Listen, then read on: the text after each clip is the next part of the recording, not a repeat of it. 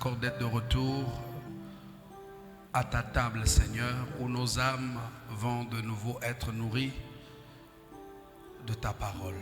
Nous prions, Père, que tu pardonnes nos fautes, que tu écartes l'homme de la scène et que toi seul sois vu, que tu bénisses tout ce qui va se faire, Seigneur, dans le glorieux nom de Jésus-Christ. On va se prier et demander Amen.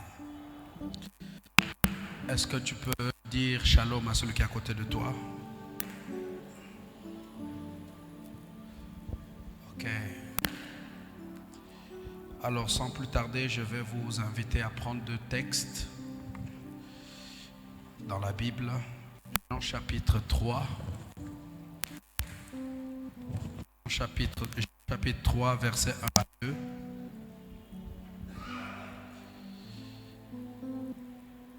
Et Marc 10, verset 10.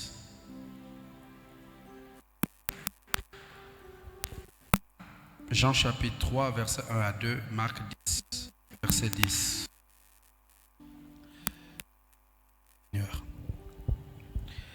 Mais il y eut un homme d'entre les pharisiens nommé Nicodème, un chef des Juifs, qui vint lui auprès de Jésus de nuit et lui dit: Rabbi, nous savons que tu es un docteur venu des dieux, car personne ne peut faire ces miracles que tu fais si Dieu n'est avec lui.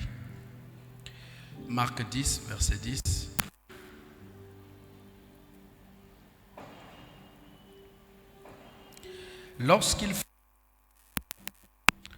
Lorsqu'ils furent dans la maison, les disciples l'interrogèrent encore là-dessus. Lorsqu'ils furent dans la maison, les disciples l'interrogèrent encore là-dessus. Que le Seigneur bénisse sa parole. Vous pouvez vous asseoir.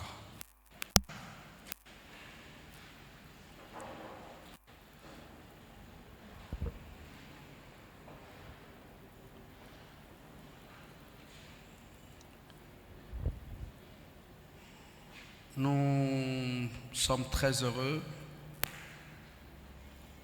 d'être de nouveau ce soir rassemblés pour parler du Seigneur.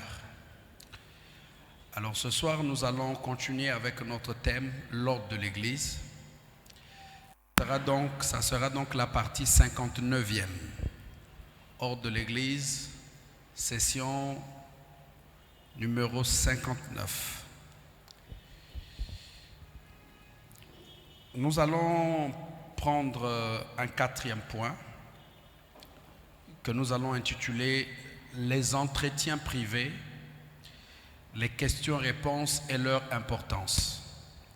Les entretiens privés, les questions-réponses et leur importance.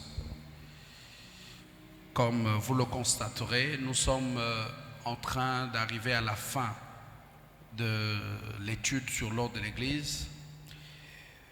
Et il y a des points qui peuvent sembler négligeables, mais qui au fond sont très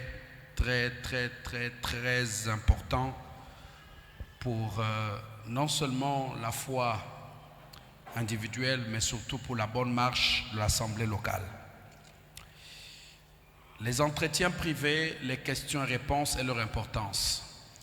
Alors ce soir, vous n'aurez pas les diapos, mais je m'efforcerai de donner les références à chaque fois. Amen. Nous venons de lire deux textes qui parlent aussi bien des entretiens privés que des questions et réponses. Dans le premier passage, la Bible nous parle de Nicodème qui vint trouver Jésus de nuit pour avoir un entretien privé avec ce dernier. D'après les données bibliques, Nicodème était un pharisien, membre du Sanhédrin qui était donc la haute cour de justice ou encore le gouvernement du peuple juif. Son nom d'origine grecque signifie vainqueur du peuple. La Bible montre que Nicodème finit par croire en Jésus. Vous trouverez cela dans Jean chapitre 7 à partir du verset 50. Et d'ailleurs, plus tard, il va mettre sa vie ainsi que sa réputation en péril dans le but d'essayer d'offrir à Jésus une sépulture décente. Vous trouverez cela dans Jean chapitre 19, du verset 38 à 40. Mais force est de constater qu'entre le temps où il n'était qu'un simple membre du Sanhédrin et le temps où il est devenu un disciple secret de Christ, il y a eu entre ces deux moments un entretien privé avec Jésus. C'est donc cet entretien privé qui lui a permis d'avoir des certitudes. C'est cet entretien privé, là où il y a aussi eu vraiment cet échange, qui a permis à Nicodème d'être donc ce disciple secret de Jésus. Amen. Dans le deuxième passage, nous voyons les disciples de Christ qui, après l'avoir entendu apporter un enseignement, vont donc se prêter au fait de lui poser des questions. Ils vont lui poser la question. La Bible dit, lorsqu'ils furent dans la maison, les disciples l'interrogèrent encore là-dessus. Donc Jésus venait de prêcher, mais eux n'ayant pas totalement compris, ils vont donc lui poser des questions. Questions auxquelles Jésus va donc répondre. Donc là, dans ce passage, il y a eu, pas précisément un entretien privé, c'est vrai. On peut aussi dire que c'était un entretien privé, mais c'était plus précisément une réunion de questions et réponses. Il y eut questions auxquelles Jésus apporta des réponses. Dans le cadre de cette session, nous parlerons d'abord des entretiens privés. Ensuite, nous aborderons la question portant sur les questions et les réponses. Et enfin, nous montrerons en quoi est-ce que ces deux choses sont très capitales pour la croissance d'un chrétien, aussi pour la stabilité d'une assemblée locale. Un entretien privé, qu'est-ce que c'est? Nous pourrons définir cela comme étant un dialogue non public entre deux ou plusieurs parties. Nous pouvons aussi dire que c'est une causerie à l'abri des regards et des oreilles des autres. Enfin, nous pourrons dire aussi qu'un entretien privé est une discussion limitée, réservée à certaines personnes. Il y a deux types d'entretien. L'entretien, il peut être public. C'est le genre de causerie que l'on a devant tout le monde. Mais lorsque cet entretien n'est réservé qu'à certaines personnes, ou se passe dans un endroit où tout le monde n'a pas accès, on dit de cet entretien qu'il est d'ordre privé. Amen. Dans le cadre de notre étude, nous définirons un entretien privé comme étant une conversation privée entre, d'une part, le pasteur et les membres du troupeau placés sous sa garde. Nous dirons encore que c'est un dialogue non public entre un pasteur et une personne qui vient le consulter. Je crois que tout le monde commence à voir très clair qu'un entretien privé, c'est cette conversation qu'il y a entre le pasteur et la brebis. On dit de cet entretien qu'il est privé parce qu'il se passe à l'abri des regards, il se passe loin des oreilles indiscrètes, et il est privé surtout parce que son contenu non seulement n'est connu que des deux parties, mais n'est censé rester qu'entre eux jusqu'à ce que Jésus revienne. Sans cela que cet entretien est dit privé. Amen. Dans le ministère de notre Seigneur Jésus-Christ, nous allons retrouver plusieurs cas d'entretien privé. Nicodème vint à Jésus pendant la nuit. Il ne voulait pas que tout le monde puisse le voir. Et ils eurent certainement un entretien dans un coin. Jésus avait l'habitude de prêcher devant des foules. Mais cette fois, il a eu un échange privé avec Nicodème. L'autre exemple d'entretien privé, c'est la femme samaritaine.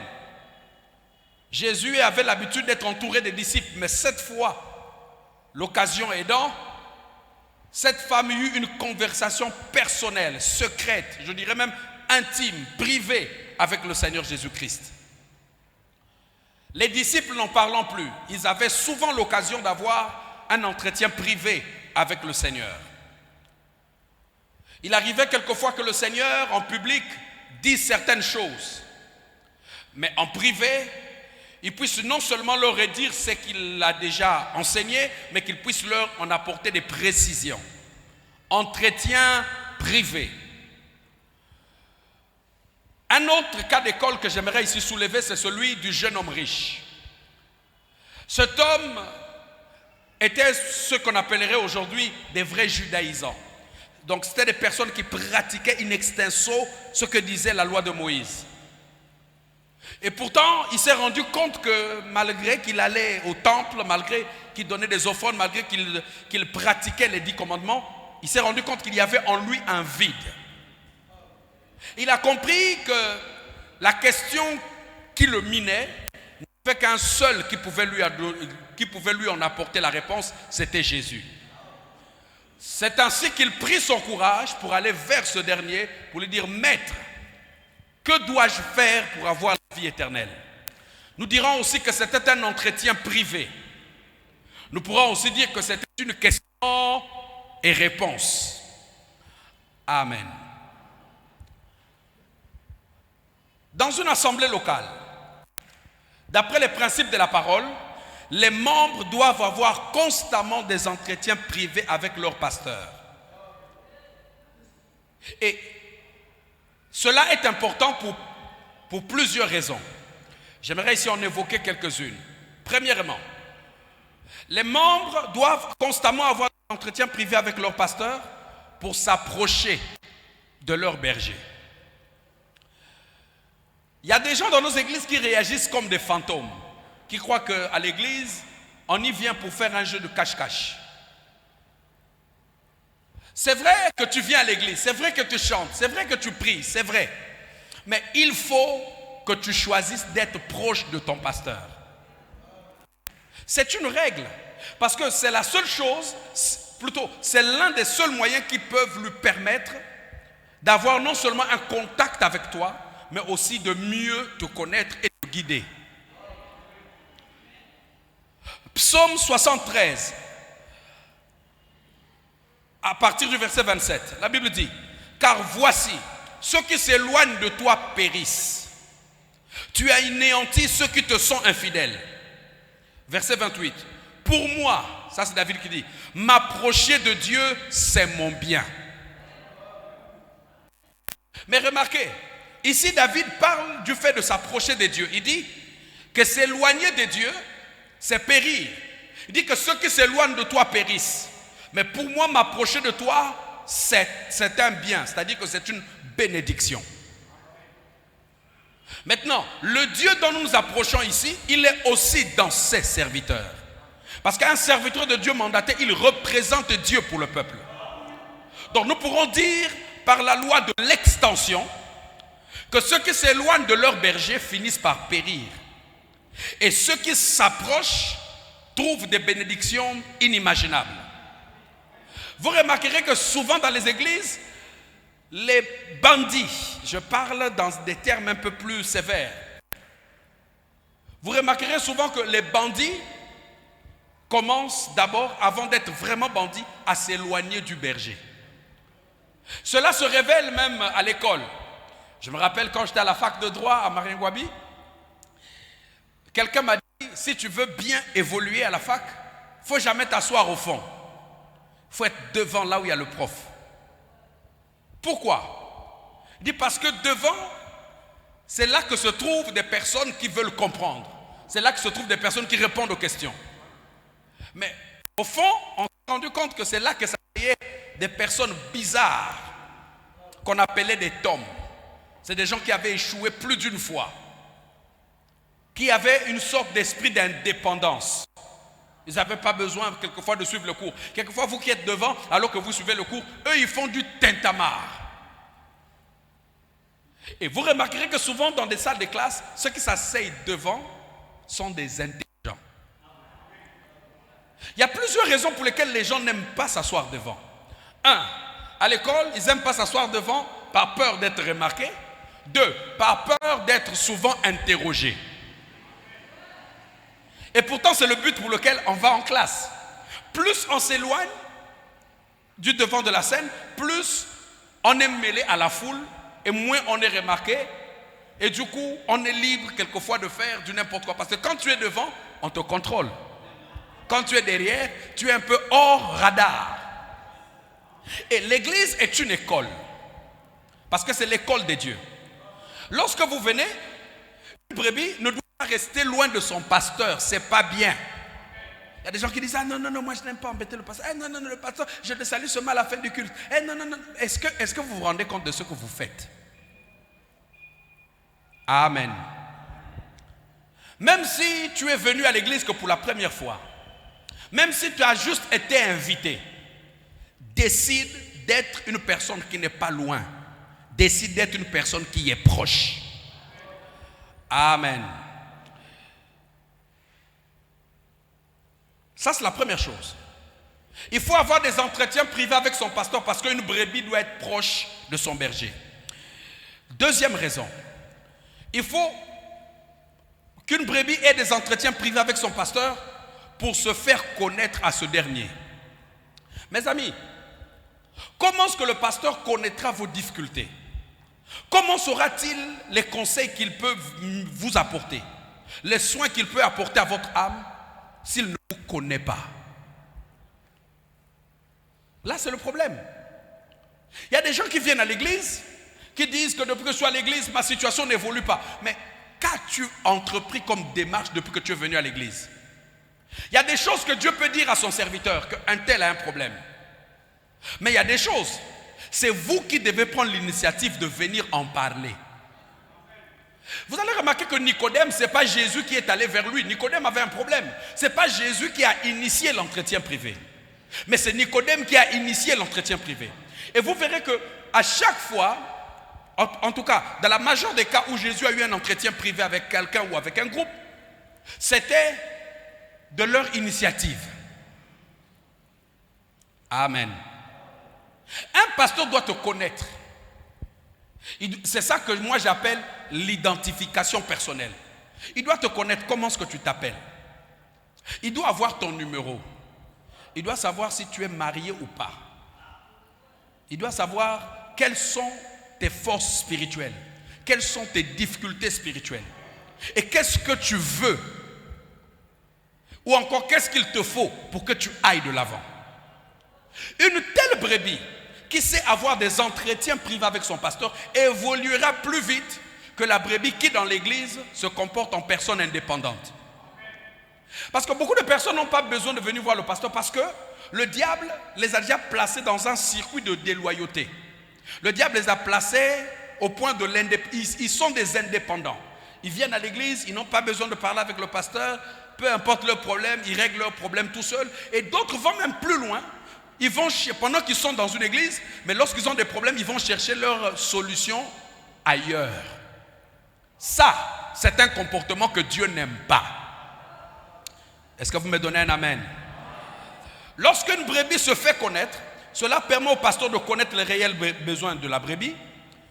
Cela permet la création d'un lien entre un berger et une brebis. Et la création de ce lien va favoriser l'intercession. Parce qu'on prie mieux pour une personne que l'on connaît. Parce que n'oubliez pas que l'intercession se repose aussi sur l'émotion. Voilà pourquoi Frère Madame dit que même généralement lorsque on prie pour quelqu'un, vous devez arriver au point où vous allez ressentir sa douleur. Or, c'est difficile de ressentir la douleur ou le poids d'une personne que l'on ne maîtrise pas, avec qui il n'y a pas beaucoup d'affinité. Dans la rue, vous passez, non? Vous pouvez voir là qu'il y a un décès. Vous pouvez venir devant la veillée, ça ne vous fait rien. Parce que vous n'avez aucun lien avec la personne qui est partie. Mais attendez un seul instant qu'il s'agisse d'une personne qui vous est proche. Vous allez remarquer tout de suite la douleur va monter. Voyez-vous, c'est le lien là. Il y a des gens qui disent oh non, quand c'est tel frère, le pasteur se bat, le pasteur est là et tout ça. Mais quand c'est l'autre, le pasteur n'est pas là. Oui, c'est vrai. Vous oubliez que les pasteurs sont des êtres humains par-dessus tout. Ils réagissent aussi par rapport au lien que vous avez. Mais le lien là, c'est à vous aussi de le créer.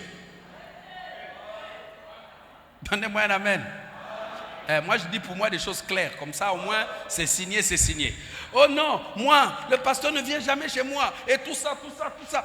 Le pasteur, il a tellement de choses à faire que quelquefois, il attend que vous puissiez aussi l'inviter. Dans la Bible, il y a eu même des publicains qui ont invité Jésus. Pourquoi toi, tu attends seulement que le pasteur vienne te faire une surprise? Et pourquoi toi, tu ne prends pas le courage de dire, pasteur, viens chez nous? Quand vous ne connaissez pas ces choses, vous allez dire qu'il y a des gens que le pasteur aime, il y a des gens que le pasteur n'aime pas, il y a des gens que les diacres aiment, il y a des gens que les diacres n'aiment pas. Vous voyez, simplement parce que vous n'êtes pas enseigné. Le manque de connaissance, c'est ce qui tue nos églises aujourd'hui. Il ne faut pas toujours attendre que le pasteur vienne vers toi. Tu peux aussi prendre l'initiative comme Nicodème pour aller vers. Est-ce que c'est compris? Et le fait de t'approcher du berger permet aussi une autre chose, c'est un bon suivi. Il y a des gens dans nos églises qui, pour croître, ont besoin d'un suivi. Le pasteur sait où est-ce que tu es, il sait là où tu dois être. Alors il suit à chaque fois pour savoir à quel niveau es-tu en train de progresser en Christ. Mais comment le fera-t-il s'il ne te connaît pas? Amen. Comment le fera-t-il s'il ne te connaît pas? Une brebis n'est pas seulement faite pour venir à l'église pour dire Alléluia, Amen. Une brebis pour croître a besoin d'un suivi. Et l'une des choses qui fragilise nos églises, c'est le manque de suivi. Vous allez voir quelquefois, il y a des gens qui croient à l'église, qui viennent, après un moment, ils ne viennent plus. Parfois, qu'est-ce qu'il y a? Parce que les gens sont dans une bulle où se disent Dieu prend soin. Mais ils oublient que Dieu vous a placé là pour que par vous, il puisse prendre soin.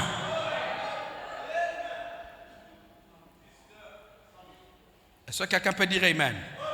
Cela favorise un bon suivi. Bon, maintenant, toi, tu as tes problèmes, tu as tes soucis. Moi, je ne connais pas.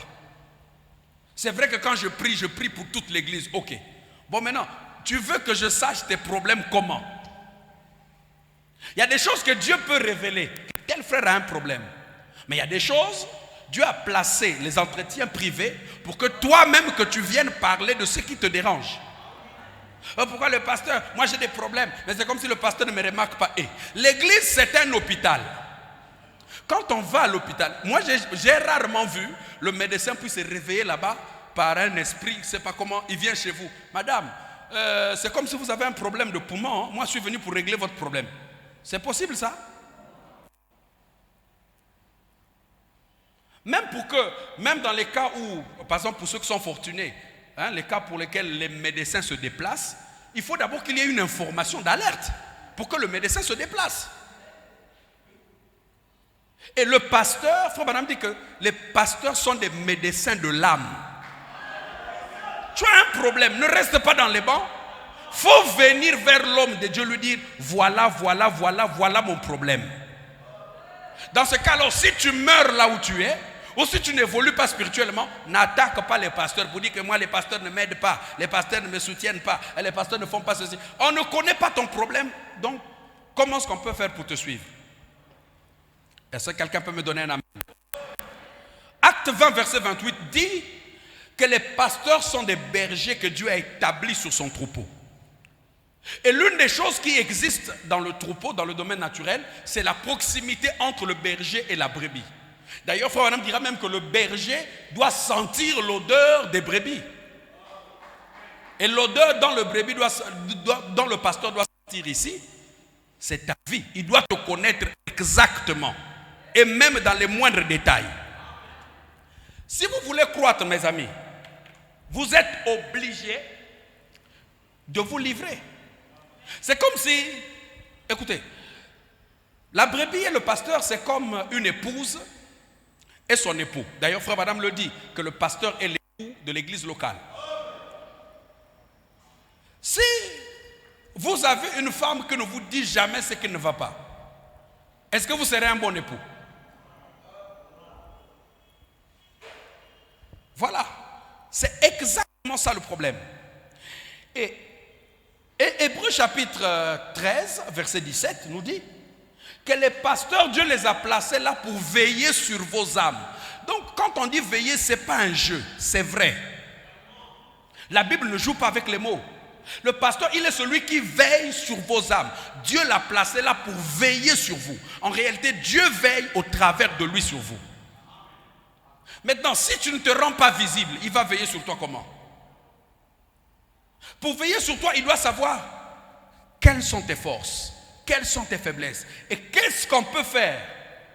Qu'est-ce qu'on peut trouver comme moyen spirituel dans le but de pallier à telle ou telle autre situation. Amen. Voilà pourquoi Jean chapitre 10, verset 13 à 14, je prendrai même le seul verset 14e. Jésus dit, je connais mes brebis et elles me connaissent. Maintenant, tu vas connaître correctement ton pasteur comment? Toi, tu es très loin de lui. Tu vas le connaître comment? Est-ce que vous pouvez connaître quelqu'un en étant loin de lui? Voilà pourquoi même les mariés se découvrent vraiment dans la maison. Parce que même fiancés, il y a des distances. C'est ça le problème.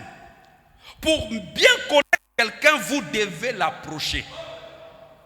Et les pasteurs ne sont pas des dieux, ce sont vos frères en Christ. Enlevez ces esprits-là, toujours tâte en longue, il danse comme si il est le Seigneur Jésus-Christ. Non. Frère Branham dit qu'un pasteur est un serviteur de Dieu pour le peuple. Donc il faut l'approcher, il faut l'embêter quand il y a un problème. Amen. Bon, maintenant, je ne veux pas vous dire qu'il faut le faire dans le désordre. Parce qu'il y en a qui disent, ok, tu dis ça bien, tu vas me sentir. Ah Seigneur. Maintenant, on a vu trois différentes raisons. Deux différentes raisons pour lesquelles il faut avoir des entretiens privés avec le pasteur. Pour s'approcher de son pasteur, pour se faire connaître de son pasteur. Et j'aimerais ici évoquer une troisième raison. C'est pour consulter son pasteur sur une question quelconque. Consulter son pasteur sur une question quelconque. Lorsqu'on consulte un pasteur, j'aimerais ici évoquer quelques cas, c'est soit pour demander un conseil spirituel, soit pour poser une question d'ordre spirituel. Vous savez, quelquefois quand on prêche la parole, il y a des choses que quelqu'un n'a pas bien compris. Au lieu de gérer cette incompréhension, qui risque de l'amener à faire des dégâts, parce que frère Adam dit que la mauvaise compréhension attire toujours des ennuis, il faut avoir un entretien privé. Là vous dites, ah pasteur, je viens de te voir parce qu'il y a telle chose qui a été prêchée, mais moi je n'ai pas compris. Ou voilà comment est-ce que moi j'ai compris, est-ce que c'est juste? On ne vient pas seulement voir le pasteur parce que tu aimes une sœur. On ne vient pas seulement voir le pasteur parce qu'il y a un frère de telle église qui t'a demandé la main. On vient aussi voir le pasteur pour lui dire, pasteur, il y a un point de la parole que je ne comprends pas. Le pasteur, lui, il est là pour ça. Vous payez vos dîmes et vos offrandes pour qu'il lui soit disponible pour vous. Ah, là, il n'y a pas eu d'amen. Dieu le paye pour ça. C'est ça son travail. Donc, quand tu n'as pas compris, il ne faut pas dire non, le Saint-Esprit lui-même me révélera. Non. Va voir le pasteur, dit, pasteur, tel point je n'ai pas bien compris. Tel jour de prédication. Voilà pourquoi moi j'aime des gens qui prennent des notes pendant la prédication.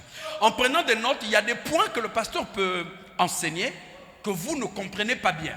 Vous mettez des points d'interrogation et vous les accumulez peut-être 2 ou 3. Le jour où vous avez un entretien privé, vous passez votre entretien privé sur ça. Il faut qu'on termine avec ce temps où à chaque fois que tu vois des gens en entretien privé, c'est qu'il a un problème d'argent. C'est qu'il a faim. C'est la majeure des cas qu'on a. Ce n'est pas mauvais. Mais vous devez comprendre aussi qu'un entretien privé n'est pas fait que pour dire Minchenzu, je suis malade, moi là-bas on m'a tapé, moi elle ne me parle pas. Non, c'est aussi pour dire j'ai lu telle écriture chez moi à la maison, je n'ai pas bien compris, pasteur. Amen. aussi être important pour rechercher de l'aide spirituelle. Il y a des gens qui font des mauvais rêves.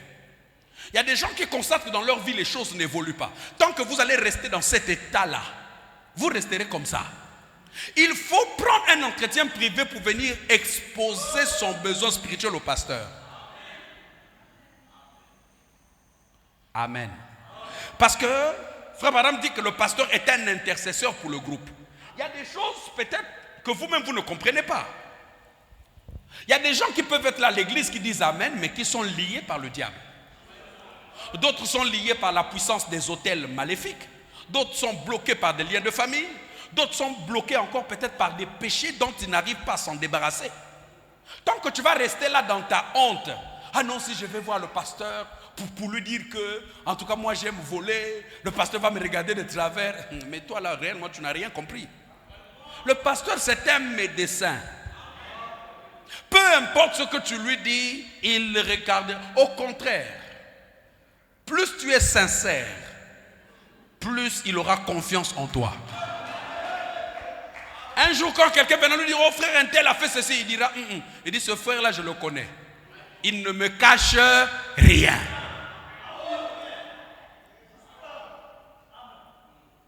Mais il y a des gens qui sont dans nos églises liés pendant des années parce qu'il y a des choses, on peut prier comme ça. Mais Dieu ne vous délivrera pas. Parce qu'il y a des délivrances qui nécessitent qu'on puisse trouver des nœuds cachés. Je peux prier comme ça, Seigneur délivre, Seigneur fais ceci. Un tel est délivré, toi tu n'es pas toujours délivré. Parce qu'il y a des choses qui gardent, qui font que ta délivrance tarde. Mais pour ça, il faut prendre le courage. Vous venez voir le pasteur, tu dis, ah pasteur, vraiment moi, en tout cas voilà les rêves que je fais, voilà ce que je sens, voilà où est-ce que je suis, en tout cas voilà ce que je... Et là le pasteur peut t'aider. Il peut te dire ce que tu dois faire, ce que tu ne dois pas faire. Ou encore, s'il voit que tout est bloqué, Dieu lui a donné toutes les capacités possibles pour te sortir de là. Amen. Dans Matthieu chapitre 13, verset 36, les disciples posent, la Bible dit, il renvoya la foule et entra dans la maison. Ses disciples s'approchèrent de lui et dirent, explique-nous la parabole de l'ivraie du champ. Les disciples eurent un entretien privé avec Jésus. Mais remarquez que ce n'était pas sur la maladie, ce n'était pas sur les maux de tête, ce n'était pas sur le mariage, c'était sur l'enseignement que Jésus avait apporté. Amen. Est-ce que vous savez qu'il y a des gens dans nos églises qui ne savent même pas pourquoi est-ce que nous disons que Dieu a envoyé un prophète en ces derniers jours?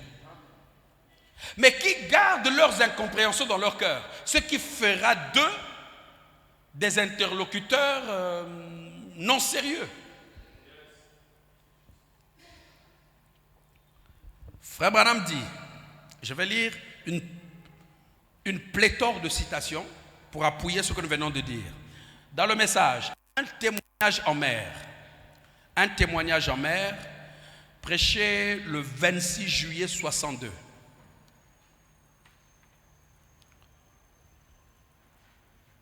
Bon, déjà, vous là qui êtes allé à l'école, vous qui connaissez noter là, quand vous venez à l'église, il faut avoir votre Bible et de quoi noter. Si vous n'avez pas de quoi noter, vous êtes des désordonnés. Est-ce que c'est OK? On ne va pas à l'église. Non, quand tu sais que tu vas à l'église, tu dois y mettre du sérieux. Tu dois aller avec de quoi noter. Parce que les notes sont nécessaires. OK?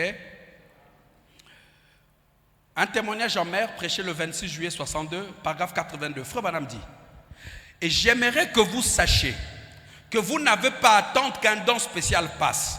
Si vous avez un besoin des choses spirituelles, consultez votre pasteur. Si tu as besoin des choses spirituelles, est-ce qu'il faut consulter le diacre? Donnez-moi un amen. Est-ce qu'il faut consulter l'administrateur? Est-ce qu'il faut consulter la soeur ou le frère avec qui vous vous retrouvez à l'église? Est-ce qu'il faut consulter le pasteur de l'autre église? Est-ce qu'il faut consulter le jeune ministre dans l'assemblée? Consultez votre...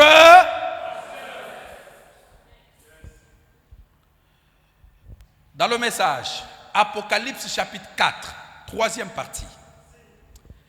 Apocalypse chapitre 4, troisième partie, prêché le 8 janvier 61.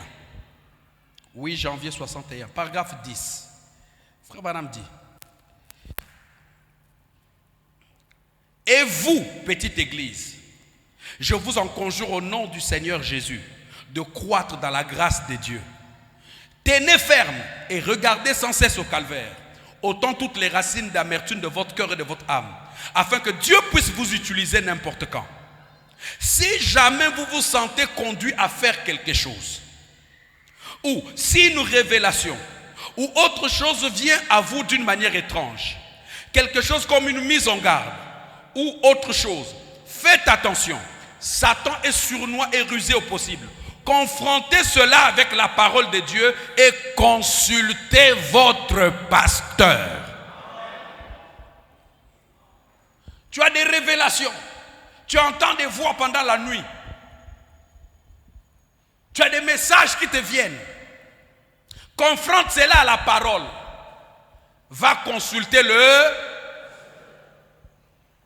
Tu as lu les Écritures. Et en lisant les Écritures, c'est comme si tu commences à comprendre autre chose que ce qu'on t'enseigne à l'église. Frère Branham dit, va consulter ton pasteur.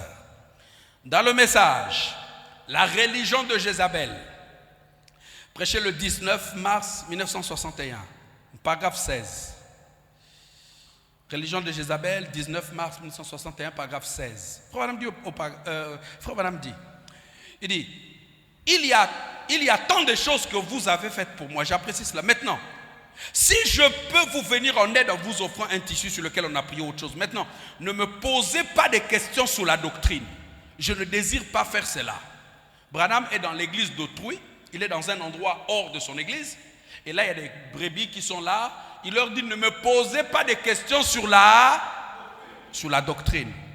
Il dit, beaucoup de gens m'écrivent des questions sur le mariage et le divorce, ainsi de suite, qui font l'objet de confusion dans l'église. Je les renvoie toujours en disant, posez la question à votre pasteur.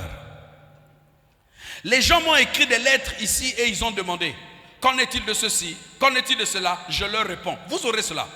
Voyez votre pasteur sur les petites choses.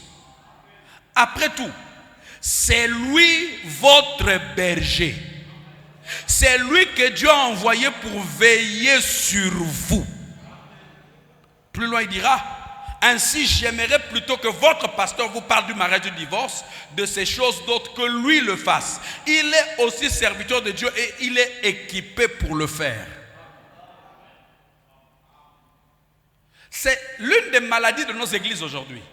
C'est que une brebis est dans une église, mais quand il y a un problème scripturaire, elle ne va pas voir son pasteur, mais elle va plutôt consulter l'autre pasteur. Un autre pasteur ou un ministre dans l'église. Et comme il y a aussi des pasteurs qui ne sont pas, je dirais, sérieux, ou peut-être qui ignorent ces principes, lui aussi voit la brebis d'une autre église venir lui poser les questions sur la doctrine et tout, sur sa vie, et lui aussi il répond. Ça, c'est une erreur. Amen. Dans le message, n'ayez pas peur. Est-ce que quelqu'un a peur ce soir? N'ayez pas peur. Prêché le 11 mars 1961. 11 mars 1961. Donc je crois qu'il a prêché quelques jours avant. Il dit au paragraphe 9. Il y a tant de passages dans la Bible où les gens sont allés auprès des serviteurs du Seigneur pour demander conseil. Eh bien maintenant, j'aimerais vous poser une question. Qu'en est-il de vous? Est-ce que vous me suivez? J'aimerais vous poser une question. Qu'en est-il de vous? Quand vous êtes tout embrouillé et troublé, n'allez-vous pas chez votre pasteur? N'est-ce pas vrai? Vous êtes censé le faire. Si vous avez des problèmes, vous devriez aller auprès de votre frère et lui en parler, disant, frère, j'ai fait quelque chose de mal, je n'aurais pas dû le faire. Je te prie de m'aider maintenant à prier jusqu'à ce que je me tire de cette situation. Ou aide-moi dans mes problèmes. N'est-ce pas la façon scripturaire de s'y prendre? Eh bien, c'est parce qu'il est votre pasteur, il est votre berger, il est celui qui vous donne la nourriture pour que vous mangiez. Et le Saint-Esprit l'a établi surveillant afin de veiller sur vous. C'est cela son travail. Frère Branham dit que lorsqu'une brebis s'est retrouvée dans le péché, lorsqu'une brebis se retrouve dans le trouble, lorsqu'une brebis se retrouve dans des problèmes, dans des situations, là où il se sent bloqué, là où il se sent limité, Frère Branham dit la manière juste, c'est d'aller voir votre pasteur, qui est aussi votre frère. Mais pas d'aller voir le frère ou la soeur de l'église. C'est là que beaucoup faillissent. Un frère tourne autour de toi. Au lieu de venir voir le pasteur qui va te dire d'aller prier, toi tu demandes conseil à la maman de l'église. La maman de l'église elle-même, elle a aussi une jeune fille qui aime bien ce jeune frère-là. Si elle n'est pas née de nouveau, elle va dire, ah, refuse pour toi, le frère là, il n'est pas sérieux. Et te voilà avec la révélation de la maman de l'église, tu refuses un bon frère. Et le lendemain, quand on va présenter les fiançailles ici, il y a la maman en question qui jubile, il y a sa propre fille qui est mariée au frère. Et là, tu commences à piquer des crises. Bon, heureusement qu'on a des bien-aimés qui font de la santé ici. Tu piques une crise, ils vont te réanimer. Si ça ne marche pas, on prie pour toi, tu vas ressusciter.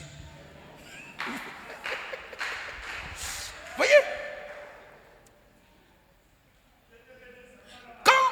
Une brebis doit être libre à l'égard de son pasteur. Si vous n'êtes pas arrivé à ce point-là, il y a quelque chose qui ne va pas. Un pasteur, c'est un médecin devant qui on n'a pas honte de se déshabiller. Et spirituellement parlant, parce que je ne veux pas des problèmes. Je ne veux pas une soeur à dire, papa, tu avais dit que devant toi, on doit un peu se déshabiller. Mal comprendre nous attire des ennuis. Un pasteur, c'est quelqu'un devant qui on n'a pas honte d'exprimer ce qu'il y a de plus mal en nous. Parce que Frère Branham dit qu'il est la limite entre le péché et nous. Dieu l'a placé là. C'est l'une des barrières de Dieu. C'est l'un des moyens de la protection de l'église locale. Sauf qu'aujourd'hui, les méthodes ont changé. Vous allez voir un frère a un problème, au lieu de venir voir le pasteur, il va voir le diacre. Après demain, quand le diacre va le dire à sa femme, tu vas commencer à te plaindre. Oh, les diacres disent trop les affaires des gens. Maintenant, qui t'avait dit d'aller confier ton affaire spirituelle chez les diacres? C'est écrit où? On va confier sa vie à quelqu'un sur qui Dieu a placé sur vous, pour veiller sur vous. Le diacre a été placé, le diacre a été voté pour veiller sur l'ordre dans l'église, pas sur vos âmes.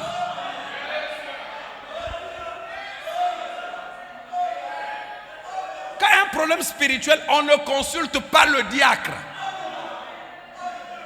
Sauf que il peut arriver que le pasteur puisse vous envoyer chez un diacre pour qu'il règle votre problème.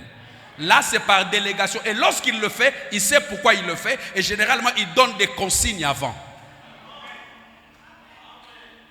Et les diacres doivent connaître leur rôle dans une assemblée locale. Les diacres ne sont pas là pour recueillir les confessions des gens. Alors tu as dit quoi? Confesse devant moi. Non, non, non, cher diacre. Ce n'est pas ton rôle. Le diaconat n'est pas un ministère, c'est un mandat. C'est-à-dire que tu es là aujourd'hui, demain, tu peux ou ne plus être là. Donc tu vas partir avec les secrets des gens, quoi. Tranquillement, après là pour dire, oh, le frère là, quand j'étais diacre, je connais des choses. Mais les diacres sont des assistants du pasteur. Voilà pourquoi il y a certains cas mineurs. Le pasteur peut leur dire, quand il y a tel cas, vous pouvez régler ça. Est-ce que c'est ok? Voilà. Donc, si le pasteur t'envoie aussi chez les diacres, ça ne veut pas dire que le pasteur ne t'aime pas ou il ne veut pas gérer ton problème. Non, ça c'est ce qu'on appelle aussi la décentralisation. Ok? Tu veux venir voir nos pasteurs? Moi, je dis, va voir le diacre intel. Parce que je sais que le diacre peut régler ça. C'est à un niveau où le diacre peut le régler. Est-ce que c'est clair?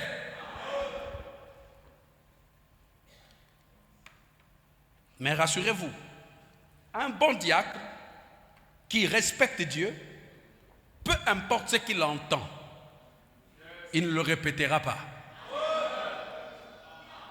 S'il a la bouche trouée, s'il est sincère, Dieu va recoudre sa bouche.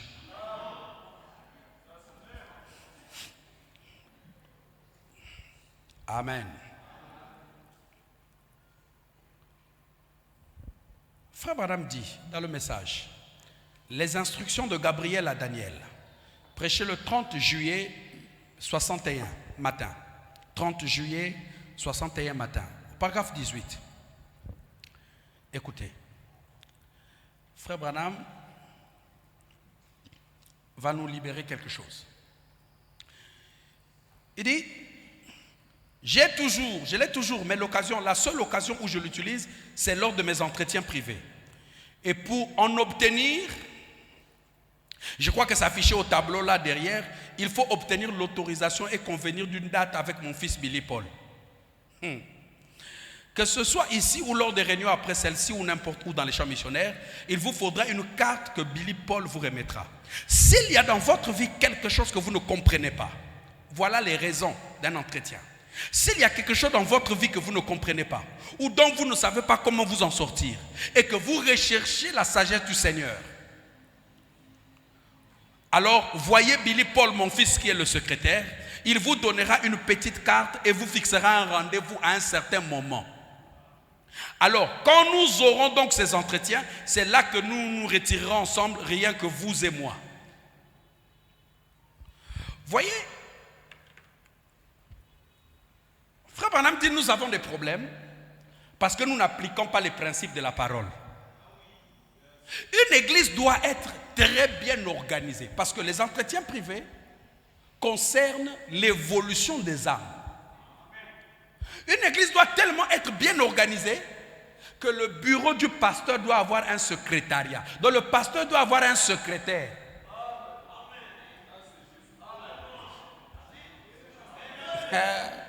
Le message il est fort, hein? Donc quand tu as besoin d'entretien, tu vas voir le secrétaire, tu dis moi j'ai besoin d'entretien, et Frère Branham va nous donner d'autres règles là, et là on te programme, on sait que tel jour à telle heure tu as rendez-vous. Est-ce que c'est ok? Maintenant Frère Branham va aussi dire ça là je vais expliquer ça tout à l'heure. Il dit, si ce sont des femmes, alors vous viendrez avec moi et mon épouse. Il dit, et nous nous trouverons et nous rechercherons la face du Seigneur et nous lui demanderons ce que vous devez faire. Je vais expliquer ça tout à l'heure. D'après les principes de la parole, les citations que nous venons de lire, nous voyons que lorsque question il y a, on ne la pose pas à un autre pasteur que son pasteur. On ne consulte pas un autre pasteur ou même pas un pasteur invité. Parce que les brebis aujourd'hui sont trop indisciplinés. On invite un pasteur ici pour prêcher et après vous apprenez que le pasteur là va maintenant dans les maisons, il les invite chez eux, il présente leurs problèmes à ce pasteur. Ça c'est le désordre. Si j'invite un pasteur ici, son but c'est simplement de prêcher à bout pia. Il n'a pas le droit de consulter les brebis. Il n'a même pas le droit d'aller chez les brebis sans permission préalable. Il n'a pas le droit d'avoir des entretiens avec les brebis. Ici à IJT, on m'a raconté la scène. On avait reçu un comme ça. Que le vieux avait appelé. Et lui commençait à voir les brebis dehors. Il dit, mettez vos noms ici là. Je vais bientôt commencer l'œuvre. Il faut venir soutenir.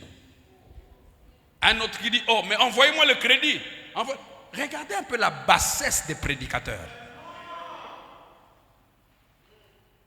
Quand on invite un prédicateur, vous devez savoir que les prédicateurs là, quand on les invite, à la fin on les paye. Et malheureusement vous trouvez des brebis qui vont faire pour le prédicateur passant des choses qu'ils n'ont jamais fait pour leur propre pasteur ou pour leur propre église. Ça c'est une malédiction.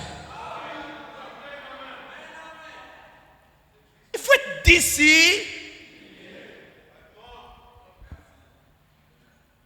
C'est pas mauvais d'aider un prédicateur qui passe. Si vous sentez un poids, il faut le faire, mais il y a des règles. Vous allez voir par exemple les diacres.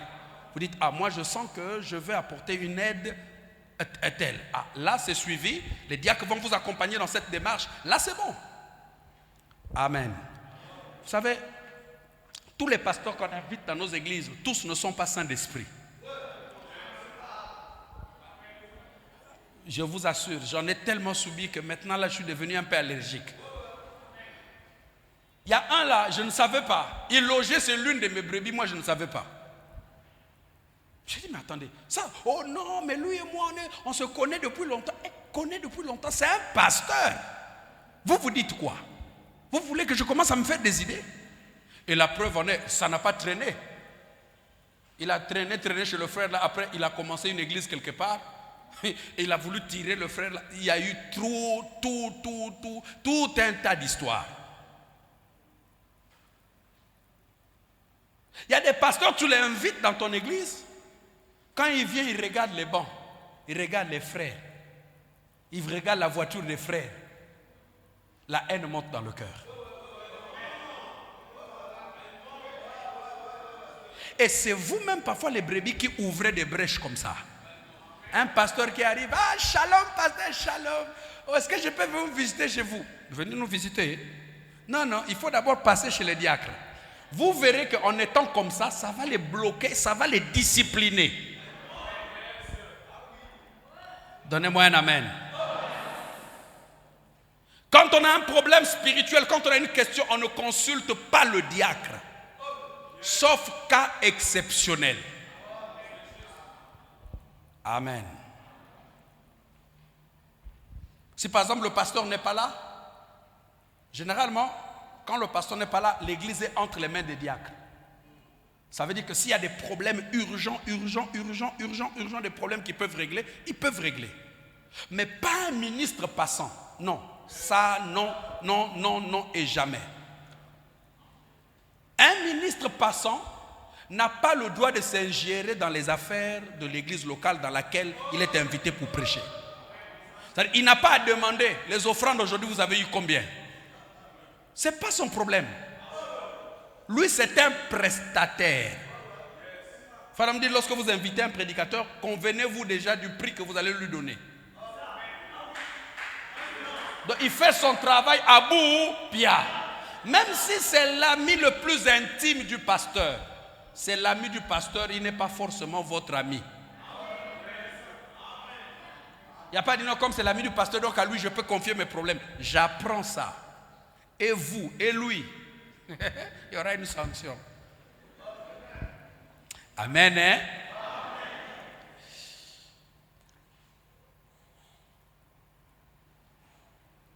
Quatrième raison pour laquelle une brebis doit avoir des entretiens privés avec le pasteur. C'est pour cultiver l'unité de la foi et découvrir, ça c'est le cas du pasteur, c'est pour découvrir le réel fardeau du peuple de Dieu. C'est lorsque les gens viennent vous voir pour vous dire ce qui ne va pas dans leur vie, que vous pouvez savoir quelle est la nourriture spirituelle convenable à donner au peuple. Parce que quelquefois, un prédicateur peut apporter un sermon mais qui n'est pas approprié. Imaginez un seul instant que les gens ont des problèmes, ils ont besoin qu'on élève leur foi. Et le prédicateur, lui, il vient prêcher sur le zodiaque. Ça va faire grossir la tête, mais ça ne va pas faire avancer les gens. Parce que quand on vient à l'église, c'est aussi pour voir nos problèmes être réglés. Est-ce que quelqu'un peut me donner un amen? Donc, vous allez remarquer, à cause de ces 4 raisons, les entretiens privés deviennent très impérieux, très nécessaires pour une assemblée locale. Lorsque vous lisez le message, vous allez vous rendre compte que les entretiens privés se déroulent dans une certaine discipline et exigent de la sincérité de la part de ceux qui viennent consulter pour qu'il y ait des résultats satisfaisants. Le message réglemente de la prise des rendez-vous jusqu'à la solution. Le message nous dit qu'est-ce qui doit se passer pendant ce temps-là. Et vous allez être étonnés. Ah, le message. Vraiment, le message est beau. Hein? Question-réponse. Prêchez le 28 juin, 59 soirs. Question-réponse. Prêchez le 28 juin, 59 soirs. Paragraphe 30. Frère Madame dit, maintenant, concernant l'entretien, je vais vous dire comment nous procédons. Branham va nous dire comment nous procédons, n'est-ce pas? D'habitude, on prenait au hasard si possible l'un ou l'autre en premier. Mais nous avons une procédure pour y arriver. Donc pour avoir un rendez-vous, pour un entretien privé, il y a une procédure. Branham continue. Il y a donc beaucoup de gens qui viennent dans les lignes de prière, qui passent peut-être par la ligne rapide ou qui sont devant un cas pour lequel ils ne savent que faire. Ils veulent alors entendre ce que le Seigneur leur dit. Eh bien, ils ont tout à fait raison d'agir ainsi. C'est pour cela que ce don prophétique a été donné. C'est pour cela, c'est dans ce seul but. Maintenant, si à l'occasion, paragraphe 35, quand les appels arrivent et qu'ils veulent avoir ces entretiens, ils appellent Butler, 2, 15, 19.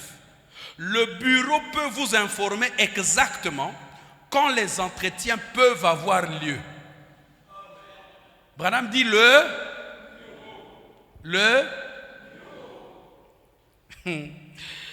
Et puis, donnez le motif de votre entretien afin qu'il sache combien de temps y accorder. Quand tu viens pour un entretien, pour quel motif? Problème spirituel. Tu n'es pas obligé d'aller dans les... ça c'est toi-même. Parce que tu dis problème spirituel, tu dis la nuit je sors et j'envoûte les frères. Même celui qui prend le rendez-vous va dire attends sœur, au nom de Jésus. Donc pour éviter qu'il y ait des batailles d'esprit, vous n'entrez pas dans le détail. Parce que eux ils gèrent le bureau. Le bureau, donc le secrétariat du pasteur gère juste le côté administratif. Donnez le motif de votre entretien afin qu'il sache combien de temps y accorder. Cela justifie donc la chose. Si le temps imparti ne suffit pas, alors nous revenons sur ce cas. C'est simplement enregistré. Et nous gardons cela jusqu'à ce que Dieu nous dise quelque chose par une vision ou par un autre moyen utilisé par Dieu pour nous parler. C'est ainsi que nos entretiens se déroulent. C'est-à-dire que tu viens voir, tu as un problème. Peut-être que le jour-là, quand tu es venu au bureau, tu as 50 questions. On n'a pas eu le temps de répondre à toutes tes questions. On a peut-être des réponses sur 5. Comme ce n'est pas terminé, tes questions sont enregistrées. On te donne un autre rendez-vous, jusqu'à ce que ton cas puisse trouver solution. Il y a aussi des cas, comme on va le voir d'ailleurs tout à l'heure, vous pouvez venir, on prie pour vous, malgré tout, il n'y a pas de solution. Frère Branham dit dans ce cas alors, on va prendre votre cas, on le garde dans nos registres pour faire la suivi du cas jusqu'à ce que nous trouverons une solution. Donc, dans les rendez-vous, les entretiens, il y a un archivage qui se fait. Vous verrez que Frère Branham dit qu'il pouvait savoir qui avait eu entretien avec lui 5 ans auparavant. Il avait des fiches. Il avait un registre.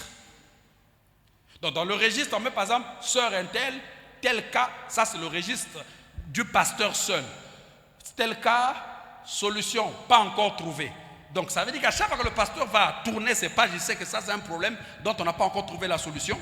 Donc là, entretien sur entretien, jusqu'à ce qu'on découvre, jusqu'à ce que Dieu dise ce qu'il faut. Amen. Dans le message, le baptême du Saint-Esprit, prêché le 28 septembre 58, vous allez être surpris par ce que Frère Branham dit. Vous allez vous rendre compte que beaucoup de fois, il y a des choses qui se passent, mais Dieu n'est pas content. Paragraphe 208, Frère Branham dit: maintenant, les entrevues sont fixées. Si quelqu'un désire me voir, c'est parfaitement en ordre. Appelez Butler 2, 15, 19. Regardez dans l'annuaire du téléphone et vous trouverez William Branham, Butler 2, 15, 19. On prendra des dispositions pour les entrevues. Donc, les rendez-vous, c'est pas comme ça. Je suis venu en rendez-vous. Non. Ça se prévoit. On doit savoir qui on reçoit et pourquoi et quand.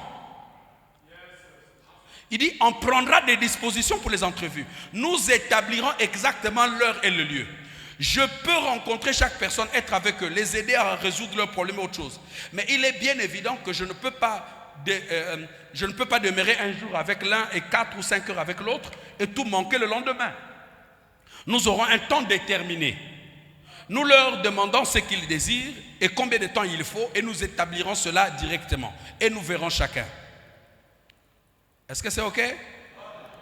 Dans le message, la religion de Jézabel, prêché le 19 mars 61, Frère Branham dit, paragraphe 25, il dit, si je peux, n'importe quand vous envoyer un tissu, il dit, écrivez-moi tout simplement, mon secrétaire est ici, Il est présent. Maintenant, frère Maguire.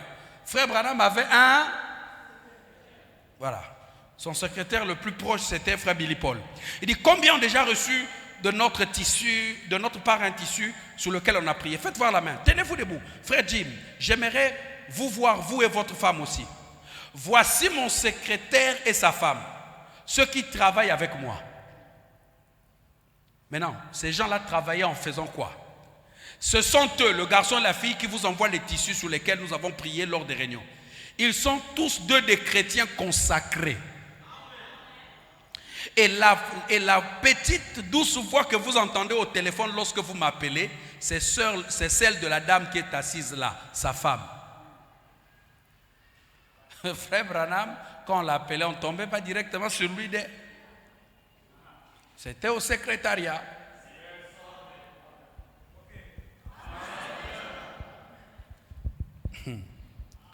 Même message. Il dit, quand vous entendez le téléphone lorsque vous m'appelez, c'est celle de la petite dame qui est assise là. Et vous connaissez mon secrétaire des champs missionnaires, frère Mercier, frère Léo Mercier, il est quelque part ici, frère Jane Goad. Il dit, si nous pouvons faire n'importe quoi pour vous, envoyer un tissu ou prier pour vous au téléphone, tout ce que nous pouvons faire, nous le ferons. Amen.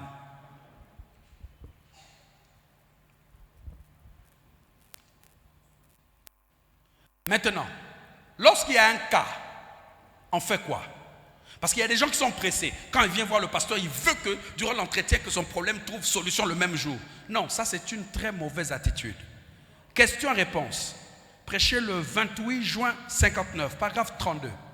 Frère Madame dit, concernant ces entretiens privés, quand je suis sur un cas, je ne lâche jamais avant que je n'entende Dieu me parler d'une façon ou d'une autre. Ça vient lentement. Cela prend 6 mois ou 1 an. Nous restons là, juste là-dessus, jusqu'à ce que nous ayons le ainsi dit le Seigneur. Frère Madame lui-même dira dans la suite, il lui est arrivé pour un cas, il a interrogé le Seigneur et la réponse et la vision est venue 15 ans après. C'est juste dans la suite. La réponse est venue 15 ans après. Donc il faut savoir que le pasteur n'est pas un magicien, il n'est pas Dieu. Il ne contrôle pas Dieu. C'est Dieu qui le contrôle. Donc, si je peux résumer un peu tout ce qu'on a lu là, dans les citations là, nous verrons que pour éviter des entretiens au hasard, parce que quand vous venez voir l'homme de Dieu au hasard, par exemple à la fin du culte, il est fatigué. Parce qu'il est humain, il ne vous prêtera pas l'oreille de la même manière que si c'était une journée de réception. Il risque de traiter votre cas rapidement en bâclant. C'est là le problème.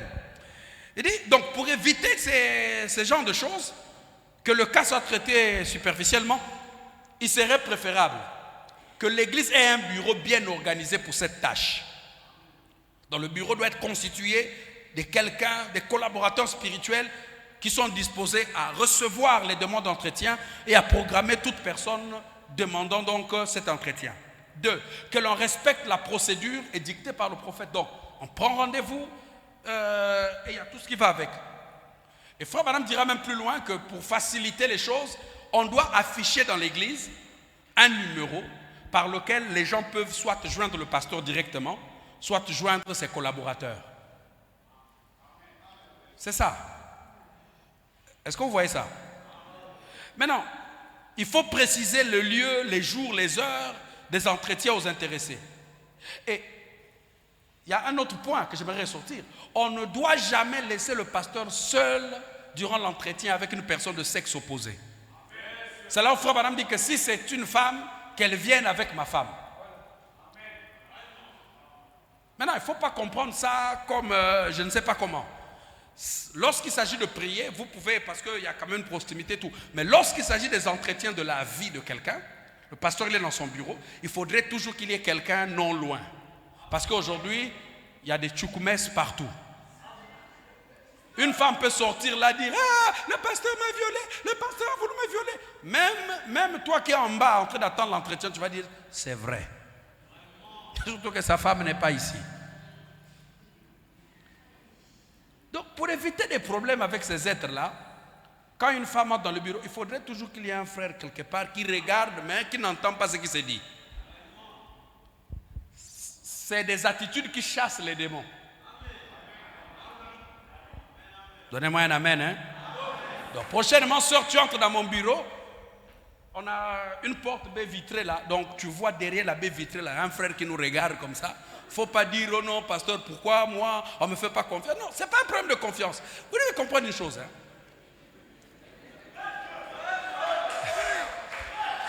Ne faites confiance en aucune femme.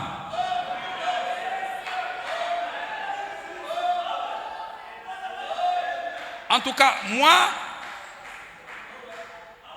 une femme, on ne sait jamais qu'est-ce qui peut arriver. Au moins avec les frères, je n'ai jamais été tenté. Parce que il n'y a jamais eu un frère qui m'envoyait des je t'aime tard dans la nuit. Les femmes, il ne faut jamais dire oh non, comme si elle est trop loin du Saint-Esprit, donc je peux. Frère, attention. Le cabri, il ne faut jamais le mettre avec le saka à côté. Et il faut éviter les tentations. T'as là. Il n'y a pas que le péché, mais il peut aussi arriver qu'un démon la prenne, qu'elle crie. Qui va te croire? Surtout nous en Europe, dès qu'une femme t'accuse d'agression sexuelle, on te prend d'abord, on te met d'abord au niouf, le temps qu'on vérifie. Et ça peut prendre 6 mois. Il y a des pasteurs qui ont fini mal. Simplement parce qu'ils se sont dit non, ce sont mes filles. Elles m'appellent Daddy, donc ça va. Daddy, oui. Voilà pourquoi vous allez comprendre que, en fait, nous les pasteurs, nous sommes devenus trop spirituels. Normalement, on ne doit pas avoir des entretiens privés chez nous à la maison, sauf cas exceptionnels.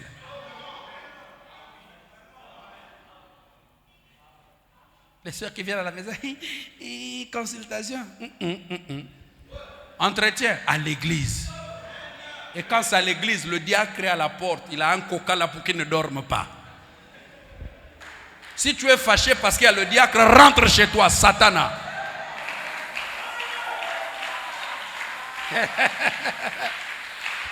On a appris avec le ministère, on a fait des erreurs, on s'est retrouvé dans des choses compliquées. Donc pour éviter certaines choses, on applique ce que Branham dit. De toute façon, chez moi à la maison, si tu viens et que tu n'as pas rendez-vous avec moi, sonne comme tu veux, personne ne t'ouvrira. La maison du pasteur n'est pas... Frère Branham dit que lui aussi à un moment il recevait à la maison, mais il avait fini par avoir des ennuis. La maison c'est le domaine privé du pasteur. Sauf si lui-même vous dit, venez à la maison. Hein, par exemple pour des frères qui veulent passer un bon moment, on peut dire frère viens. Si tu es sœur et qu'il y a un besoin impérieux, fais-toi accompagner même de 12 sœurs. Là, au moins, il n'y a pas de problème. Les femmes, surtout qu'on est à Pointe-Noire. Pointe-Noire est une ville compliquée. Hein? Il y a des sœurs dans nos églises, il y a des sirènes dedans, il y a des kadias, il y a des mpakassa dedans. Et toi, tu es là, oh non, c'est des bien-aimés. Et continue, on va te bouffer cru.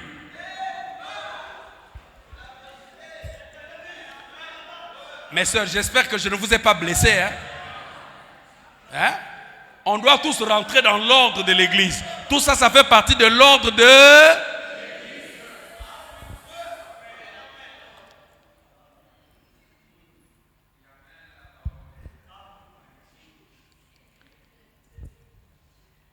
Je comprends pourquoi Dieu a dit que la femme ne doit pas prêcher.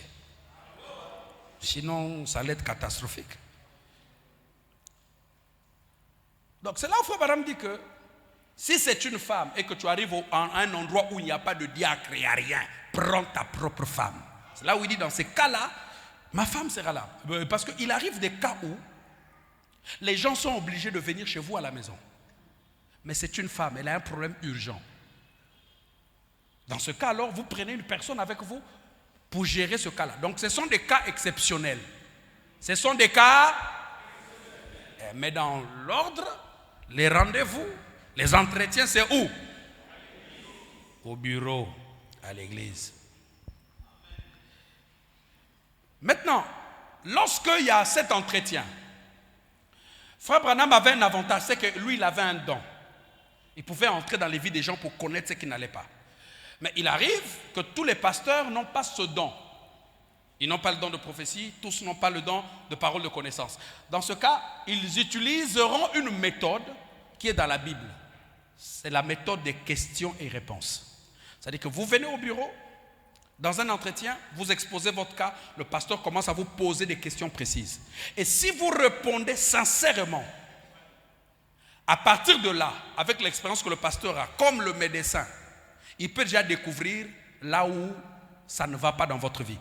Dans Matthieu chapitre 9, versets 21 à 22, la Bible dit, Jésus demanda au Père, Jésus devant le père de l'enfant épileptique, combien y a-t-il de temps que cela lui arrive? Le Père répond, depuis son enfance. Et pourtant Jésus connaissait tout.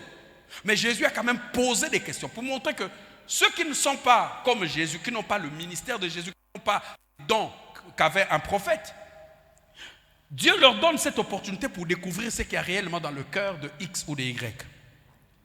Donc quand vous êtes avec moi en entretien, il faut venir tel un livre ouvert. On pose des questions au pasteur, moi je vole. Le vol m'attrape. Ok, la première fois que tu as volé, c'était quand? Tu dois dire, la dernière fois que tu as volé, c'était quand? Il faut dire que tu as volé dans le sac de ta femme. Il faut avouer. Ou encore, l'argent de la monnaie qui était resté là, au lieu de remettre ça au mari, toi tu as caché ça, tu as fait autre chose avec. C'est du vol.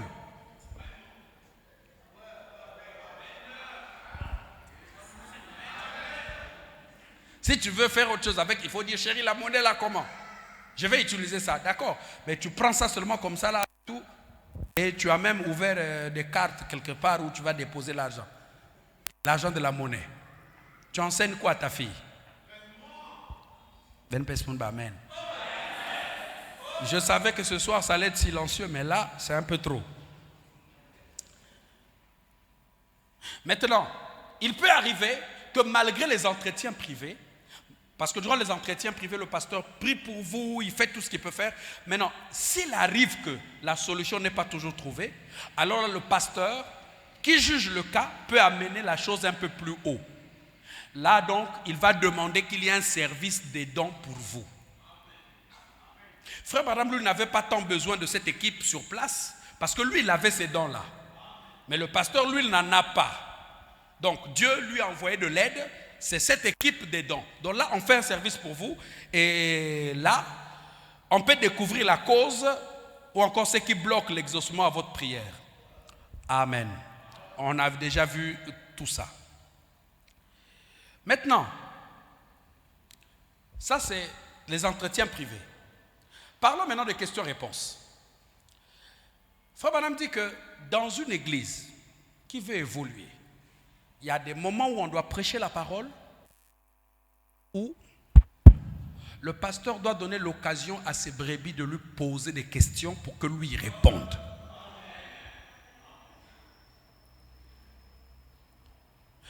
Une brebis a deux occasions de poser des questions sur la parole à son pasteur.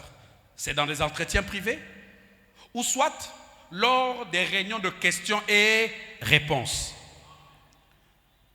C'est-à-dire le moment va arriver où on va dire, bon, tout celui qui a un problème sur le message ou sur la Bible, qu'il pose sa question. Vous écrivez, vous donnez ça en travail, on prépare ça et on vous répond sur les Écritures. Telle question, Bible, message, voilà, 1. Parce que trop traîner des questions, ça peut donner l'opportunité à Satan d'agir. Frère Branham dit, non, prenons d'abord Matthieu chapitre 2, versets 2 à 5. La Bible nous parle de Hérode, qui était troublé lorsqu'il eut l'information qu'un roi était né. Il voulait savoir où est-ce que le Messie devait naître. Il a donc appelé les scribes. Il leur a posé la question. Et les scribes, parce qu'eux, ils connaissaient la Bible, ils lui ont dit à Bethléem en Juda. Hérode a posé une question et cette question a eu une réponse scripturaire. Amen. Par exemple là, sur l'ordre de l'église, on a vu beaucoup de choses, on a étudié beaucoup de choses. Se pourrait-il qu'il y ait des points que vous n'aviez pas bien assimilés? Ou que peut-être c'était passé trop vite, quelque chose comme ça. Il faut poser des questions. Et maintenant, j'aimerais dire ceci. N'attendez pas simplement des réunions de questions et réponses. Vous pouvez poser vos questions à chaque fois qu'il y a réunion. Vous les écrivez, vous les envoyez par les diacres, le pasteur les reçoit lors du prochain culte ou du culte sur prochain, avant la prédication, il peut répondre à une ou deux questions. Voilà pourquoi vous verrez par exemple dans le message, Dieu se cache, plutôt Dieu mal compris. Frère Branham répond à des questions. D'abord, Amen. Frère Branham dit dans le message, question et réponse sur la Genèse, paragraphe 2. Il dit bien, nous voulons nous rendre compte d'une chose. La raison pour laquelle nous faisons ceci, c'est pour savoir ce que les gens ont à l'esprit, ce qu'ils pensent. C'est ce qui engendre une bonne et solide église. Parce qu'il y a des gens qui ont trop de questions. Pourquoi on n'a pas fait ceci? On a seulement fait cela. Pourquoi on a fait ceci? Pourquoi on n'a pas pu faire comme cela? Plus vous traînez ces questions, le diable peut venir vous donner des réponses. Alors, il faut poser des questions pour que, 1, votre compréhension soit nette. 2, que vous puissiez réellement avoir la pensée de Dieu sur le point qui vous dérange. Frère Branham dit que c'est ça qui fait naître une bonne et solide église.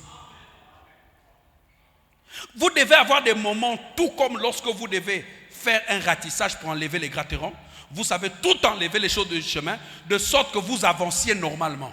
Parce que lorsqu'il y a trop de questions dans les cœurs, les questions que les gens ne comprennent pas, ces questions-là peuvent se transformer en murmures. Or, les murmures tuent l'église. Or, quand vous avez l'occasion de poser des questions, vous posez les questions. Et quand les gens posent les questions, le pasteur, le prédicateur ne se fâche pas. Parce qu'il y a des gens qui sont impolis, disons-le, qui sont mal intentionnés en posant leurs questions. C'est-à-dire, ils te posent une question, pas dans le but de connaître, mais juste dans le but de t'embarrasser. Comme un ami pasteur, une fois, on lui pose la question, dis-nous comment est-ce que tu gères ta dîme. On voit que tu ne fais qu'acheter des voitures. Heureusement que le pasteur n'avait pas lu le nom du frère, sinon il y a des frères qui étaient prêts à tabasser ce monsieur-là. Donc, il y a des gens comme ça, mais je ne parle pas de ces gens-là. Je parle de ceux qui veulent réellement connaître. Dans les questions-réponses, vous apprendrez quelquefois des choses que le pasteur ne donnera pas en un sujet de prédication. Parce qu'une réunion de questions-réponses, elle est très riche. C'est-à-dire que la première question peut porter sur le millénium. Là, vous allez sur le millénium. La deuxième question peut porter sur les 60 semaines de Daniel. Vous allez dans les 60 semaines de Daniel. Troisième question peut porter sur le mariage et divorce. Vous voyez, même si on n'a pas encore enseigné sur le mariage et divorce, mais une question sur le mariage et divorce vous amènera d'avoir des réponses sur ce point-là. Donc, c'est des réunions qui sont très riches et nous les aurons ici à IJT par la grâce de Dieu. Ok? Maintenant, là où le prédicateur ne connaît pas, il vous dira je ne connais pas. Il faut aussi accepter qu'ils ne connaissent pas. Il n'y a pas dit non, il a évité ma question. Non, si je ne connais pas, je ne connais pas. Frère Branham était d'une honnêteté sans pareil. Il disait, je ne connais pas, je ne connais pas. Amen. Question et réponse. Du 15 octobre 61. 15 octobre. Paragraphe 2. Il dit, bon, je pense que ça peut être un peu surprenant que je sois là ce matin. Ça l'est pour moi-même. Comme je le fais pour moi-même, nous l'avons annoncé parmi les... Vous savez, aux gens, je suis simplement passé pour répondre à quelques questions. Je me suis dit que par ce moyen, en général, un pasteur peut voir ce qui tient à cœur à ses fidèles quand il leur demande de poser des questions. Amen. Et Frère Branham dira encore que ces questions et réponses, je le disais tantôt, parfois sont plus profitables qu'une prédication. Au moins dans ces questions, on peut mieux se faire comprendre. Donc, je dirais ceci. Pour qu'une église soit solide, pour qu'une église avance, pour que les chrétiens puissent croître spirituellement? 2 moyens. Outre la prière, la prédication, tout ça. Il y a les entretiens privés.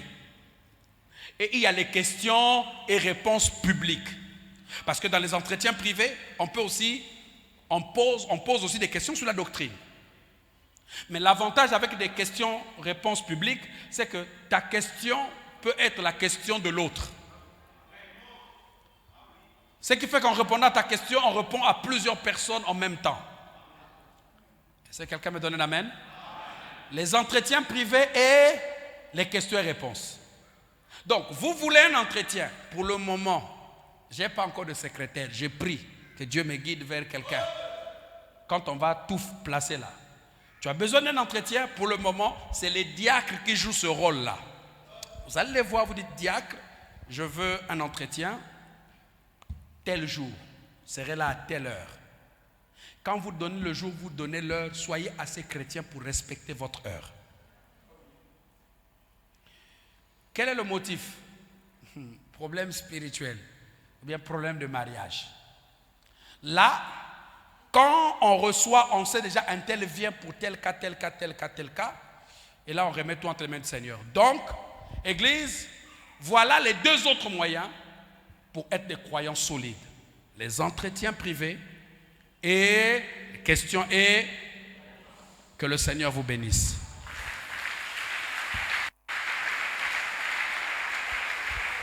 Lèvons-nous.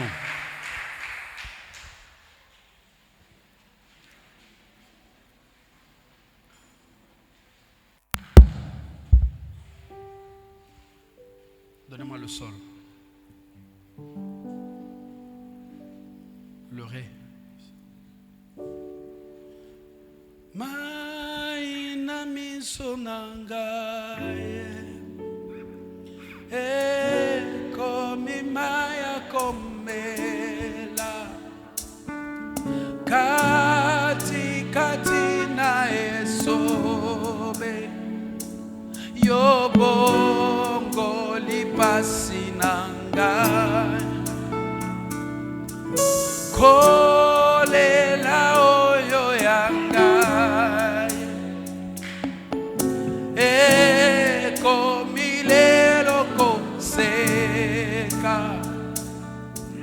oyo nazanga kilobi lelo yo ekomiyanga o moninga moninga nanga yatango nyo seyo Yesu nzambe awanga nakangaite atangai nazangi o mbapota ya mote mananga yoka usi yango Yesu nazala kikati na pase yotika kingate oh moninga nanga yatango nyonso seyo Yesu nzambe awanga nakangaite atangai nazaki oh bapota ote manangai yoka usi yango Yesu ala kikate na pase yotika ki nazala kikate na pase yo tikaki ngaite nazalaki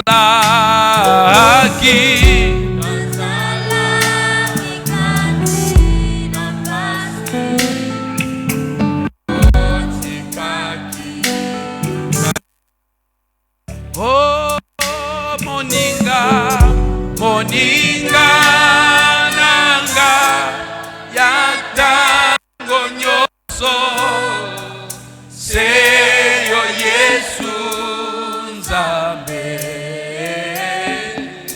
awanga nakangaite atangai nazangi oh bapota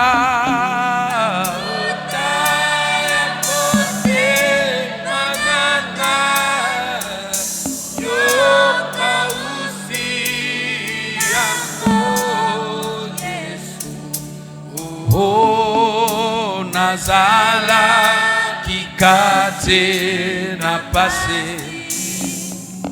yo tikake. Que chacun parle au Seigneur. Dis Seigneur, aide-moi à être une vraie brebis qui ne va pas gérer ses problèmes tout seul, mais qui va les partager avec son berger. Aide-moi à être cette brebis qui pose des questions, pas qui murmure, pas qui laisse la pression être à l'intérieur. Aide-moi à être ce genre de brebis qui est fidèle, qui est loyal. Que je ne pose pas mes questions ailleurs, ni à quelqu'un d'autre si ce n'est à mon pasteur. Parle à ton Dieu là où tu es.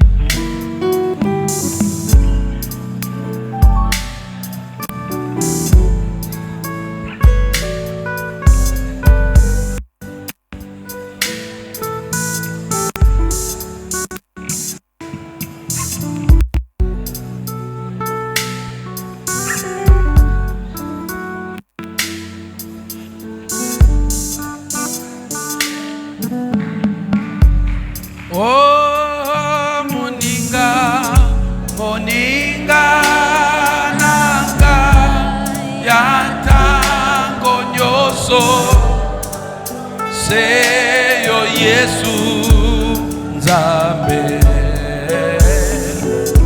awanga nakangaite atangai nazangi oh bapota bapota ya motema nanga yoka usi yango Yesu nazala kikate na passé oyo tikake ngaite nazalaki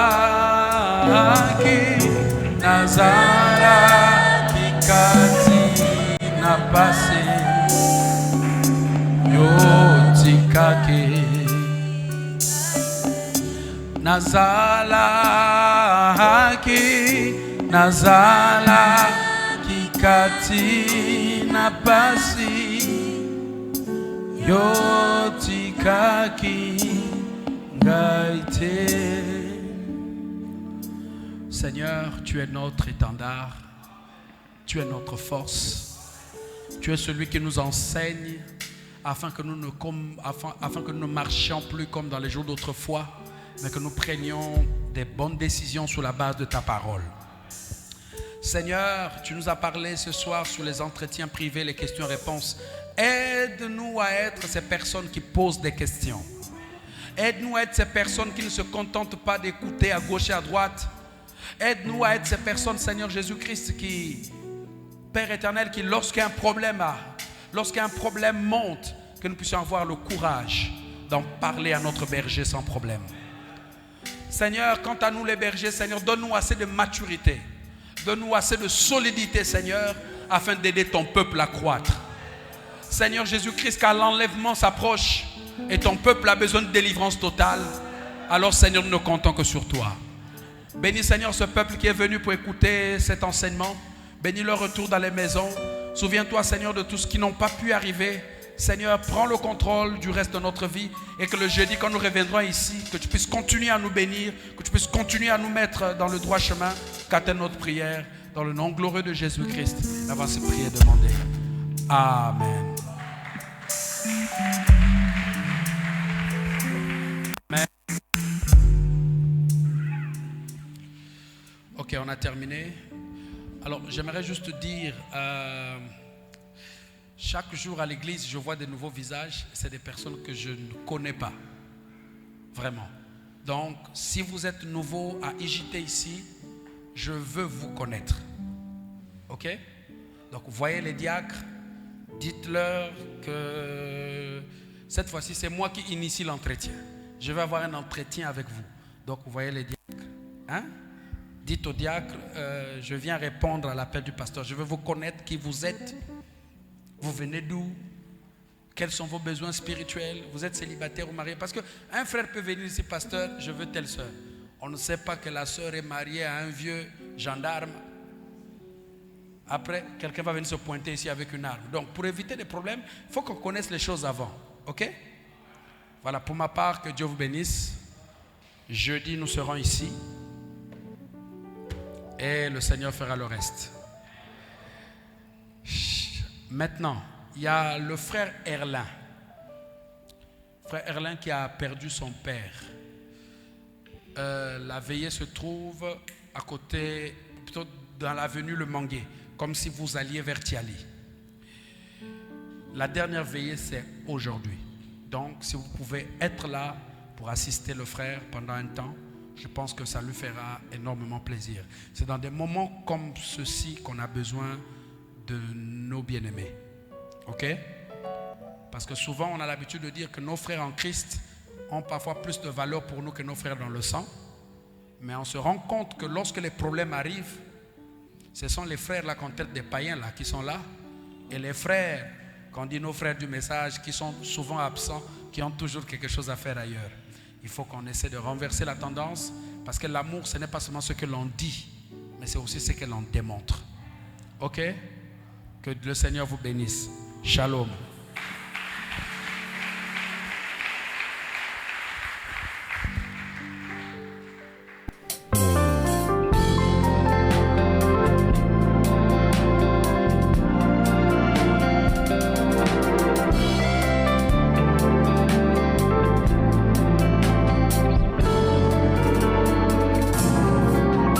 Quand le vent souffle à ma porte, j'ai un atout.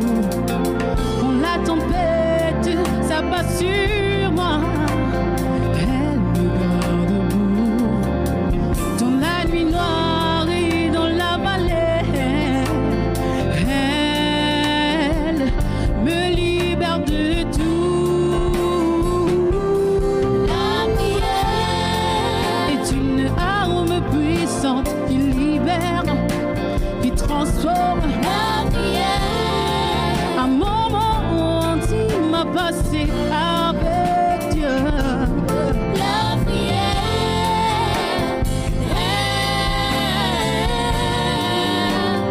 est ma force.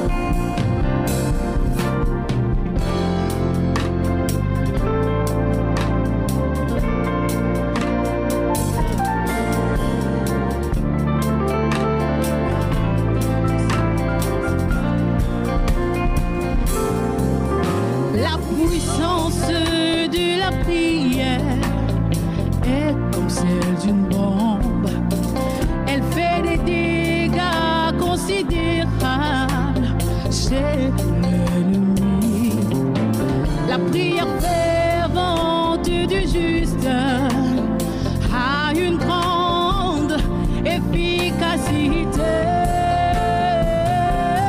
La prière est une arme puissante qui libère, qui sauve, qui transforme un moment intime passé avec Dieu.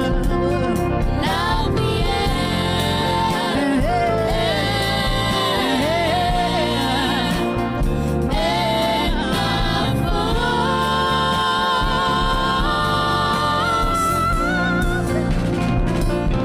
Je vous invite à faire avec moi